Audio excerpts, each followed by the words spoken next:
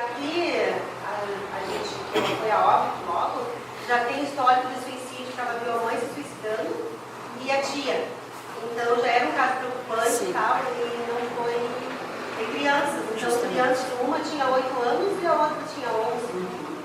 Justamente, não existem pesquisas na área infantil. Só que então, não foi divulgado porque está sendo estudado ainda, mas está se levantando porque as famílias não aceitam crianças também não estão. Isso, justamente. Lembra, eu não sei se você participou quando eu falei sobre aquela criança que estava sofrendo bullying na escola, que ela tentou se jogar do prédio? Eu falei, acho que no segundo encontro, né? Então, eu coloquei que a criança estava passando por uma situação difícil na escola, sofrendo bullying, você sabe o que é bullying, então ficar tirando sarro, ficar discriminando a pessoa, a criança ali juntamente com na sala de aula, no pátio e tal, e ele era ameaçado, ele não podia falar para ninguém, não fala para ninguém, senão você vai apanhar, não fala para ninguém, uma criança de 7 anos, 7, 8 anos. Os pais começaram a perceber a diferença na criança, um dia a mãe estava distraída fazendo alguma coisa, quando viu ele estava se pendurando para jogar. O que está acontecendo, filho? Eu estou querendo me matar. Essa é a minha situação mesmo, está acontecendo muito isso com criança. E não existem, por enquanto, pesquisas. Eu fui procurar, não existem pesquisas divulgadas em suicídio infantil.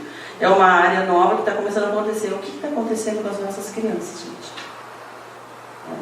Os adultos já estão doentes, e as nossas crianças estão se tornando doentes, a nossa sociedade está doente, as famílias estão doentes. E cadê o papel da igreja frente a isso? De influenciar as pessoas, de estar ali, realmente sendo luz aonde nós estamos. A igreja tende a espiritualizar, tudo é diabo, e por isso ela não é eficaz. Isso. Espiritualiza, acha que é diabo, tal, ora, vai embora, mas não. Suicídio não é só diabo, gente. Tá? Existem questões sociais, existem questões emocionais ali, na estrutura da pessoa que precisa ser tratada. Só orar, mandar embora não resolve, a pessoa se suicida, e daí? Como que fica a nossa responsabilidade? E um desses casos, pastora, eu me deparei com uma situação, porque esse de 8 anos era uma família evangélica, eles chamaram o pastor para orar, só que assim, eles não aceitaram o tratamento, sabe? Que era só a visão, sabe? Certo, e aí a criança foi para casa sem atendimento, sem ter um acompanhamento futuro, porque eles não aceitaram que Jesus tinha curado. E a criança já tinha tentado 2 vezes essa. Justamente, olha a responsabilidade. O que eu enxergo aí, irmã? A irmã trabalha nessa área? O que eu enxergo aí? A responsabilidade dos pastores. Os pastores estão ensinando coisa errada nas igrejas. Por que essa família acredita que é pecado? Porque alguém ensinou para ela que é pecado. Quando ela se converteu, ela nem sabia. Foi ensinado. Então, líderes e pastores, por favor, quebrem seus preconceitos, esses paradigmas que vocês têm antigos, de coisas do passado. Não existe esse tipo de coisa que é pecado. Não é pecado. Eu já falei ontem, falei várias vezes, que buscar recursos que Deus nos dá nunca é pecado. Buscar na área de saúde recursos é bênção que Deus está nos dando profissionais capacitados para nos ajudar. Interromper a medicação não é falta. Isso é verdade. Então, assim, existem casos que assim, não, nós vamos orar, nós vamos repreender em nome de Jesus. Vamos parar a medicação. O psiquiatra, a pessoa está fazendo tratamento e tal, para a medicação. Quem é autoridade para parar a medicação? É o médico, só o médico. Se o médico passou a medicação, quem tem que interromper, ou modificar, ou mudar a dose, é o médico. Aí o pastor, ou alguém chega, ou o próprio pai fala, não vamos dar isso para o nosso filho. Quem falou isso é o responsável pela morte da pessoa. Está assumindo toda a responsabilidade sobre aquele tratamento que está sendo feito, que está sendo retirado. Tá bom, amados? Então, assim, às vezes até os próprios pais, a mãe vai lá, faz o tratamento, o pai fala assim, não vamos dar essa porcaria para o filho. Tá? Eu canso de ver isso na minha sala, que eu atendo as crianças, quando a criança tem hiperatividade, precisa tomar uma medicação, essa rixa entre pai e mãe, muitas vezes um quer, outro não quer, e aí interrompe, tira por conta própria a medicação. O que acontece no organismo da pessoa? Aquela química que é tão necessária para a pessoa, que é um remédio que a gente fala, É um remédio que a pessoa está tomando para equilibrar o seu próprio organismo. A questão orgânica, a gente viu que nós somos corpo, alma e espírito. A questão orgânica precisa de remédio. É retirada bruscamente, tá? Interrompe o tratamento. Muitas vezes a pessoa regride mais ainda no quadro depressivo. Volta a um quadro mais grave ainda. Aí para sair é mais difícil, queridos. Por favor, tome essa consciência. Se vocês não têm contato com ninguém agora, mas quando surgir alguém, vocês explicam, vocês falam, alertam, conscientizam as pessoas para elas terem esse conhecimento. Porque às vezes falta de conhecimento leva à morte, leva à destruição. E Deus quer nos revelar a verdade liberta. A verdade é aquilo que é o correto. A verdade é você se tratar, a verdade é você buscar os recursos, a verdade é você ir atrás das estratégias que Deus te deu. Lembra que eu usei o exemplo que todo mundo, até pastores usam assim, tinha um homem se afogando ali no morrinho, veio o barquinho, ele falou, não, Deus vai me salvar. Veio o helicóptero, ele falou, não, Deus vai vir aqui me salvar. Eu não lembro mais a outra maneira que mandar aqui dele. Chegou os bombeiros para salvar? Não, Deus vai me salvar. A água foi subindo, ele morreu. Deus mandou estratégias, Deus mandou recursos, né? Já existem os recursos, né? Então vai ficar orando, porque Deus não vai fazer a parte que o homem pode fazer. A Bíblia é bem clara. Se tem recursos dentro dos homens, vai ser usado os recursos dentro dos homens. Amém? Porque, né, essas drogas, essas drogas, né? Sim. Ela tem, quando é interrompido sem acompanhamento médico, tem abstinência e tem reações que o organismo faz que reage tanto a criança quanto o adulto, aí seja qual for,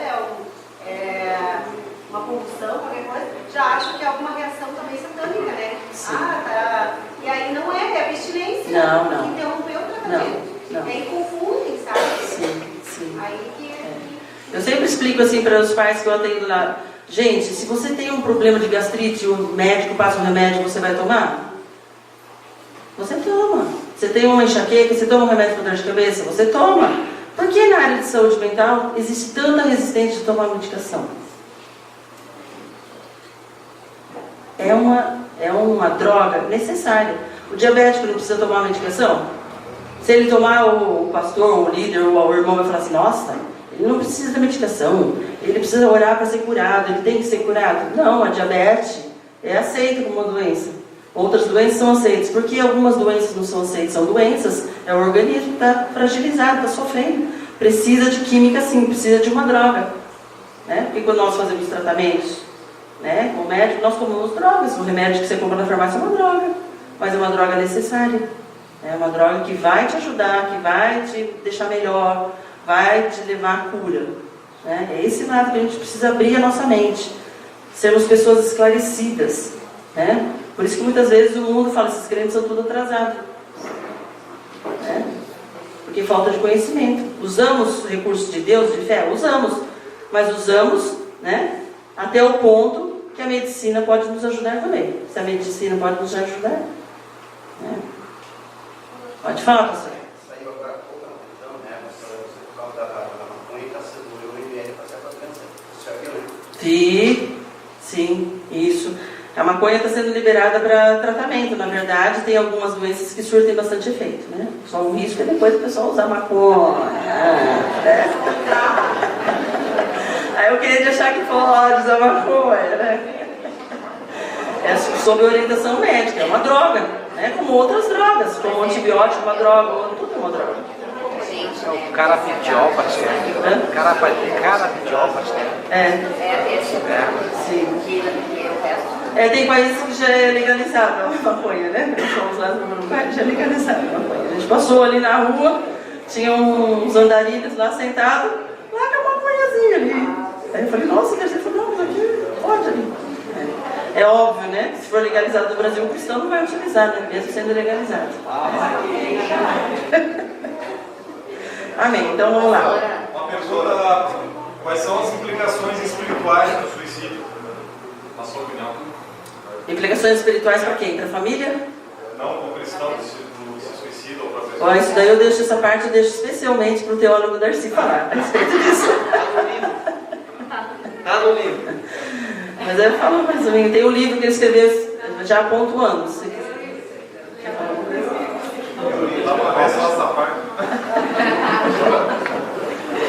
eu posso falar, mas eu não sou especialista na área, né? É área teológica, então é melhor ele estar falando, né? Bom dia, graça e paz. Falando sobre o suicídio, essas questões espirituais, amados, claro que o diabo é oportunista. O diabo é muito esperto em preparar o Paulo e prover todas as condições para que a pessoa possa, às vezes sob opressão, sobre as setas que ele lança, intensificar na pessoa o desejo do suicídio.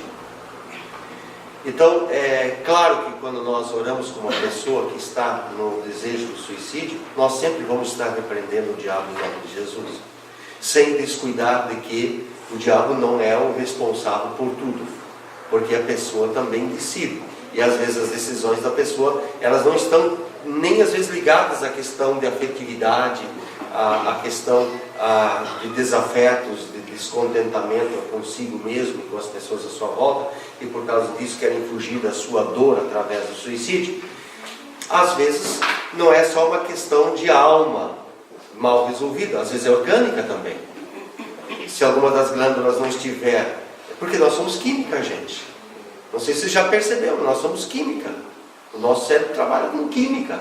E às vezes uma falta de alguma coisa na química do nosso próprio organismo, nas questões hormonais e etc., podem criar situações de desejo por causa de depressão, melancolia profunda, de suicídio. Então, é fácil para o crente dizer, é diabo, vou repreender que está resolvido. Se é diabo e eu vou repreender, está resolvido. Eu tenho autoridade em nome de Jesus. Só que às vezes não é só questão de diabo, porque se é só diabólico, você repreendeu o espírito diabólico, expulsou ele, foi embora, a pessoa aceitou Jesus, acabou. Mas, se continuar, os pastores que querem fugir da culpa, dizem, faltou fé em você. Faltou fé. Está entendendo? Sempre se atribui a culpa ao outro. Outra coisa que a pastora disse, e eu me preocupo muito, é isso. Nós, pastores, líderes, não temos autoridade para dizer para uma pessoa, para com essa medicação porque está faltando fé na sua vida. Tira a medicação que você vai ser curada. Porque se você fizer isso, você é responsável e pode ser chamado judicialmente para responder por isso. Então, toda vez que você estiver no aconselhamento, e a pastora disse isso muitas vezes aqui, você está tomando essa medicação, veja com o teu médico, veja com ele, converse com ele, se essa medicação não está com dosagem errada, você pode conduzir a pessoa a respostas a respeito disso, mas quem decide é o médico, é o psiquiatra, etc. Entendemos, amados? Tomar remédio não é falta de fé. Falta de fé é não obedecer a Deus, não ter mudanças no caráter, por exemplo. Porque a gente atribui a falta de fé à falta de Deus operar nas nossas vidas. Então, eu acho que Paulo, o apóstolo, era um cara com muita falta de fé. E era um pé frio ainda, pior. Porque andar com Paulo era andar com a desgraça. Me perdoa dizer isso. Você vai viajar, Paulo, vamos fazer uma viagem missionária, vamos junto, quero ver Paulo pregando. Você vai no navio do Paulo, o navio do Paulo afunda. Você vai com Paulo pelas estradas, Paulo é assaltado. Você anda com Paulo, ele não tem dinheiro para comprar o lanche, porque ele passa fome. Ele passa nudez, ele passa frio, não anda com Paulo não. Que ando com Paulo, cara, é apedrejado, é insultado, é xingado, passa fome, passa em perseguição. Eu não. Eu não quero esse ministério com Paulo, não. Paulo estava em pecado.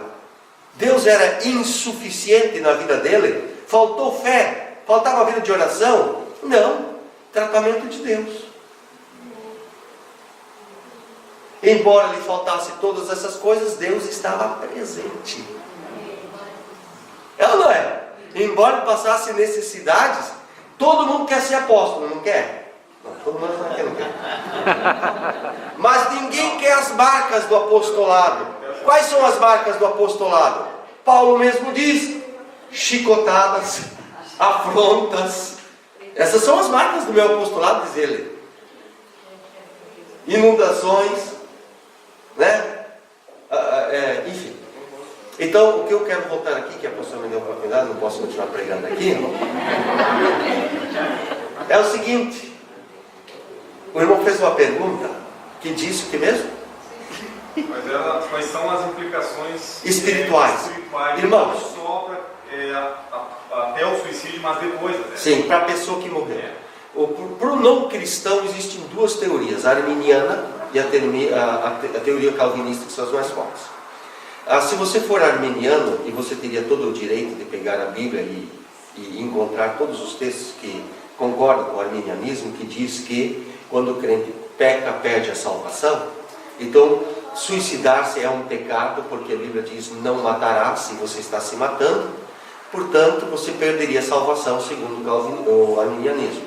Se você seguir pela teoria do calvinismo, que diz que uma vez salvo, você tem o selo do Espírito e não pode, nem é capaz de perder a salvação, se você se suicidar, você não perde a salvação. Qualquer uma das duas teorias, elas têm apoio bíblico. E é uma discussão já de 600, 500 anos, que nós não vamos resolver aqui. Mas eu vejo vários suicidas na Bíblia. Por exemplo, Sansão. Ele é suicida. E eu lhe pergunto: foi salvo ou não? Só Deus sabe. Só Deus sabe. Então eu até, perdoe-me, e eu vou mais além. Existem pessoas que se suicidam em conta-gotas,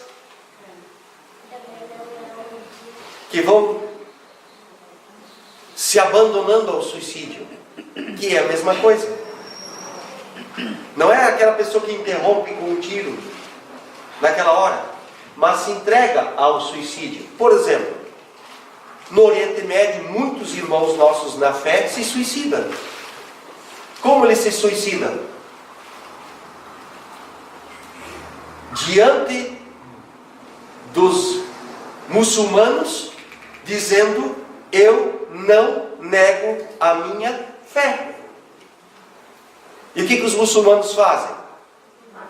Matam. Ou seja, é um ato de suicídio, só que a gente entende de outra maneira. Mas é suicídio. Estão entendendo? Depende da colocação. Tem pessoas que, como eu disse, se suicidam paulatinamente. Não tomam mais a medicação. Anorexia. Outros se abandonam. Não se cuidam mais. Entende? São buscas de suicídio. Então, os caminhos são muitos. Então, para te responder, irmão, quem é salvo ou não, depende de Deus. Depende das intenções do coração. Depende de uma série de coisas. No livro eu trato sobre suicídio e, evidentemente, você vai encontrar respostas ali muito mais colocadas do que eu estou aqui propondo. Mas nós temos que entender que suicídio é um ato pensado, planejado, e ele pode ser concluído de muitos modos. Se você perguntar para os ateus, eles vão dizer que Jesus se suicidou. Por quê? Porque ele se entregou à morte. Ele mesmo disse. Jesus mesmo disse o quê? Vocês não podem tirar a vida de mim, mas eu a dou. Jesus foi conscientemente para o matadouro. Ele se suicidou. Claro que nós cristãos entendemos que há tudo um propósito de Deus por trás, que é a salvação de todo aquele que nele crê. Depende do ponto de vista. Se a gente for filosofar, posso ir mais longe ainda. Irmão, eu não sei se eu respondi, mas eu sei de uma coisa. O ato de interromper a vida, na minha opinião, não interrompe a vida. Porque ninguém de nós morre. Eu poderia dizer, então, assim, que há um propósito bom, pode haver um propósito bom no suicídio e um propósito ruim no suicídio, no sentido de que é justificativa. Tipo, no caso dos cristãos lá, muçulmanos, né? Eu poderia dizer que é um propósito bom, né? Sim, porque pelo sangue derramado, é uma testemunha. A palavra mártir do grego significa testemunha. Todo testemunho no grego chama-se mártir. E não há testemunho maior do que esse, de mesmo diante do perigo não negar a sua fé. Mesmo que isso significa que eu vá me matar. Todos no Oriente Médio que são cristãos, que creem em Jesus, eles não abrem mão de serem mártires. O mesmo acontece com o Islã. Por que você acha que tem homens e mulheres bombas? Porque eles são loucos? Não. Por causa da sua fé. Gente, não é qualquer homem, qualquer mulher que pode ser homem ou mulher bomba. Para ser homem bomba ou mulher bomba dentro do Islã, a pessoa tem que ser uma pessoa extremamente piedosa. Ou seja, muito crente em Alá. A pessoa tem que seguir as determinações do Islã. Tem que ser uma pessoa praticante do Alcorão. Precisa ter intimidade com Alá e com a sua religião. Estão entendendo? Então essa pessoa que é uma crente da religião passa pelo processo da preparação. Porque para eles, morrer por Alá, que seria explodir os ímpios, que somos nós,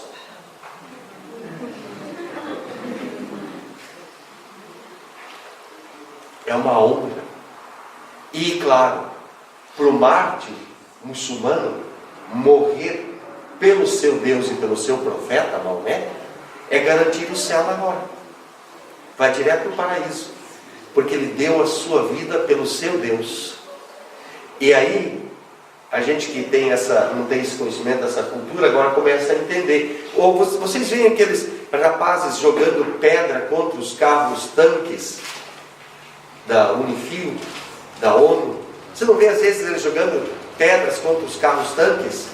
Não é qualquer um que pode jogar aquelas pedras contra os tanques, não. São somente os piedosos a Alá. Os que eles têm a autorização dos seus líderes espirituais a fazer isso. Os outros não. Estão defendendo a sua religião. Por isso, a sua pergunta, ela justifica o suicídio?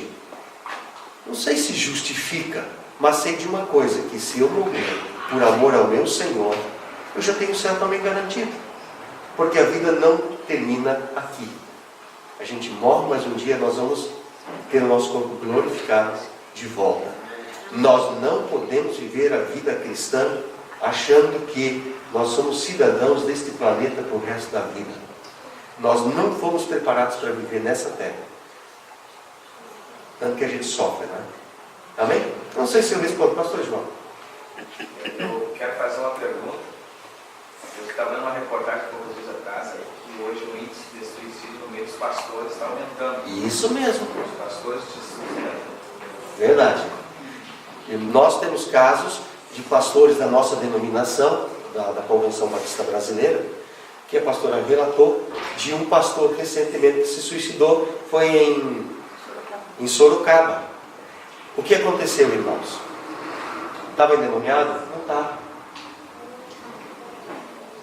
Mas o que aconteceu? Esse pastor passou por um processo depressivo, estava em tratamento médico, a igreja dele amorosamente o afastou do pastoreio, mas continuou mantendo ele financeiramente, com o mesmo salário para ele se tratar e se cuidar. A igreja estava em volta desse pastor, cuidando desse pastor, mas num dado momento ele se suicidou. Por quê? Porque ele estava num estado depressivo muito grande. O que explica isso, pastor? Eu não sei. Eu sei que nos Estados Unidos aconteceram muitos suicídios de pastores. O quadro mental que a pastora nos está levantando aqui, ele é muito mais complexo do que nós imaginamos. O ser humano é um indivíduo que a gente não consegue decifrar.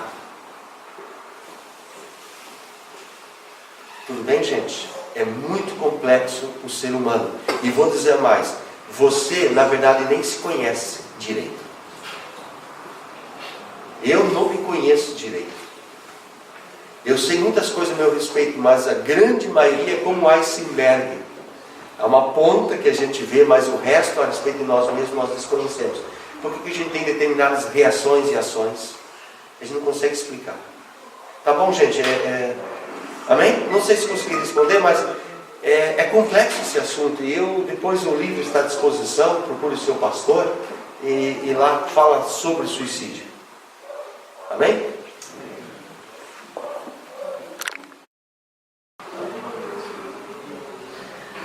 Bom, aí entra o papel, né, de nós enquanto cristãos, de você conselheiro, de você que está acompanhando uma pessoa, que tem um amigo. A pessoa tem Jesus no coração, ela já aceitou Jesus como Salvador, ela já realmente reconheceu que ela é pecadora, que ela precisa de Cristo? Não. Então o primeiro passo seria levar essa pessoa a reconhecer o plano da salvação, amém? É uma pessoa, uma amiga, está passando por esse sentimento de morte e tal, fala do plano da salvação para ela. Amém? Fala de Jesus, fala que Jesus morreu na cruz por ela, que amou grandemente. Ela vai se converter em nome de Jesus, amém? Ela se convertendo, a partir daí pode haver uma libertação completa. Pode ser que todo esse tipo de sentimento que ela está tendo é mais no âmbito espiritual. E ela vai se tornar uma pessoa alegre, feliz, mas pode ser que não. Pode ser que seja uma questão mesmo de saúde mental, que ela continue ainda depressiva, e aí sempre vem os recursos que a gente tem disponíveis, amém? Mas sempre levar a palavra de salvação. É uma pessoa da igreja, é uma pessoa que já é convertida, já tem Jesus, já tem esse conhecimento, né, do mundo espiritual. Então o que acontece? Ela já tem o mundo espiritual, ela já tem a salvação, tem a libertação de Deus, de Cristo. Está acontecendo alguma coisa? Onde? Pode ser que ela está passando por uma guerra espiritual, que o pastor comentou, que o diabo é astuto. Mas se você orou e continua acontecendo, o que vai ser? Vai ser emocional e vai ser orgânico. Tá? Porque o cristão, né, nós enquanto cristãos, temos autoridade no nome de Jesus. Você orou, você repreendeu, se for inimigo tem que sair.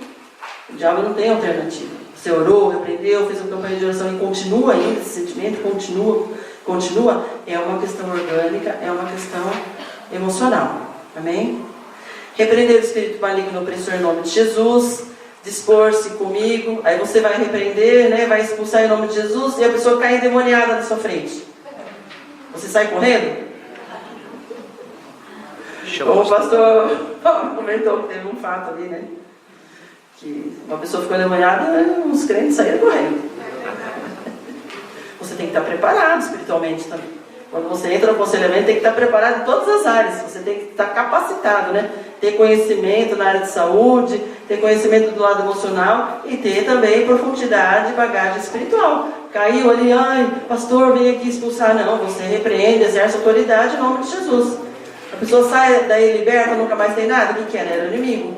Mas você orou uma pessoa uma vez, orou 2 vezes. Terceiro atendimento, ela continua da mesma forma. Não é espiritual, não é demônio, não é nada. Porque você já tem esse poder em nome de Jesus. Estuda a palavra junto com ela. Mesmo que ela continue fazendo atendimento com um psiquiatra, né, vai no psicólogo. Fica com ela próxima, se achega a ela, estuda a Bíblia, continua incentivando, faz caminhada com ela, proporciona muitos momentos para estar com ela. Isso é terapêutico, isso é saudável, isso é comunhão, isso é estar apoiando a pessoa quando ela está passando por uma fase de dificuldade. Incentivá-la a buscar em oração a ajuda do Senhor, incentivar que ela mesma se coloque diante de Deus. Que ela mesma ore. Talvez ela esteja numa situação tão fragilizada que ela não consiga nos primeiros momentos. Vários atendimentos ela nem consegue orar com você. Não tem forças, mas aos poucos. Incentivar para que ela fale algumas palavras com Deus. Para ela ir se abrindo e se colocando. E o encaminhamento que nós já comentamos, né? Depois de tudo isso feito, você já fez o lado espiritual, né? Não deu resultados, encaminha para um profissional. Não assume essa responsabilidade. Não assume essa culpa. Não é? Por que as pessoas que são depressivas ou têm a tendência à depressão, quando vai no final do dia, elas entram em crise? Lá para 6 da tarde, 7 da tarde, vai. A transição do dia para a noite. Depende do caso. Tem casos depressivos, é que nem depressões, que as pessoas elas tomam medicação à noite. Então tem certo efeito, depende, eu não sei se é esse caso que você está falando. Então tem aquele certo funcionamento. Quando está terminando o efeito do remédio, que aumenta um pouquinho o metabolismo dela, orgânico ali, de funcionamento, e à noite ela tem que tomar novamente o remédio. Então está terminando o funcionamento do próprio remédio. Não sei se seria esse caso que você está falando. Ou o próprio, assim, eu posso analisar também. O sol traz vida para a pessoa, né? Inclusive, o que acontece? Nos países onde o inverno é mais prolongado, aqueles países que têm 6 meses de clima nebuloso, neve e tal, o índice depressivo é muito maior, né? Não sei se você já leu pesquisa, vocês têm essa informação, mas nos países frios, onde não tem sol, a depressão é maior. Agora, ultimamente, eles estão pesquisando, eles descobriram que a vitamina D, a falta da vitamina D provoca depressão. Tá? Então, assim, também tem essa questão do sol, né? Pode ser talvez os 2 fatores que ajudam que a pessoa chega ali e começa o escuro, a noite. Então, vocês percebem, o dia ensolarado, você levanta, parece que dá uma certa alegria. O que é? É porque está bonito o dia? Não, porque tem a vitamina do sol, da energia. Deus criou o sol para nos dar vida, né? Então essa vitamina entra no nosso corpo e dá disposição. Existem pessoas atualmente que entram no quadro depressivo, vai fazer exame médico, a primeira coisa que o médico pede, vitamina D, vamos fazer exame. Né? Dá uma injeção, uma carga bombástica ali de vitamina D, pronto, ele fica animado, ele fica tranquilo, começa a sua atividade, é a falta da vitamina. Pastora, eu tenho esquecido de falar, mas as datas festivas é onde concentra o maior número de suicídios. Por exemplo, final de ano, Dia dos Pais, Dia das Mães, Páscoa, essas datas são assim, o que concentra. Eu não cheguei a fazer um número percentual, mas pelo que eu lembro de cabeça, assim, elas concentram triplo ou 4 vezes mais. De suicídios nas datas festivas, comemorativas, do pastor Adão falando aqui. Teria que fazer uma pesquisa a fundo para ver qual é o motivo, o que existe nas datas festivas que desencadeia isso. O pastor falou talvez a bebida. Talvez a bebida que altera o metabolismo da pessoa, isso teria que fazer uma pesquisa científica para saber. Talvez são fases que as pessoas passam, estão em estado de luto, perdeu parentes recentes, com essas datas festivas mexe muito com eles. Existem N fatores que desencadeiam o maior número de suicídios. Teria que fazer uma pesquisa, mas é interessante isso, né? Talvez a bebida altere.